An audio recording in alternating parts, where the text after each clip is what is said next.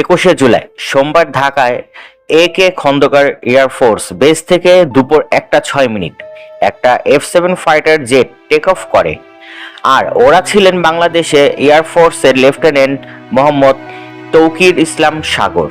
কিন্তু টেক অফের কয়েক মিনিটের মধ্যে সেটা আছড়ে পড়ে কাছে থাকা একটা স্কুলের বিল্ডিং এর উপরে। সাথে সাথে ভীষণ জোরে বিস্ফোরণ হয় স্কুলে। সেই মুহূর্তে স্টুডেন্টের এক্সাম চলছিল আর সেখানে ফাইটার জেটটা ভেঙে পড়েছিল। সেখানে ক্লাস 5 to 7 এ ক্লাসরুম ছিল। মুহূর্তের মধ্যে আগুন ঝলসে যায় ওখানে থাকা ছোট ছোট শিশুর শরীর।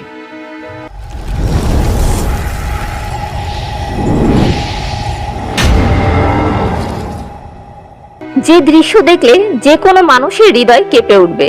অফিসিয়ালি এখনো মৃত্যুর সংখ্যা 23, কিন্তু যারা প্রত্যক্ষদর্শী তাদের মতে এই সংখ্যা 200-এরও বেশি হতে পারে, কারণ ওই স্কুলে স্টুডেন্টের সংখ্যা প্রায় 2000।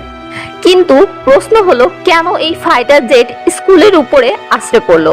আর এই ফাইটার জেট তৈরি করেছিল চীন। তারা 2011 সালে এই ফাইটার জেট বাতিল করে দিয়েছিল।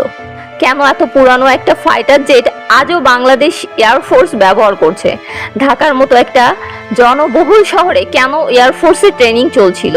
আর জানলে অবাক হবেন যখন এই ছোট ছোট শিশুদের দগ্ধ শরীর দেখে গোটা বিশ্ব স্তব্ধ হয়ে গেছে। তখন এই স্কুলের পাশে থাকা কিছু ব্যবসায়ী 2 লিটার পানি 600 টাকা চেয়েছিল, আর রিক্সাওয়ালারা 20 টাকার ভাড়া 250 টাকা চেয়েছিল।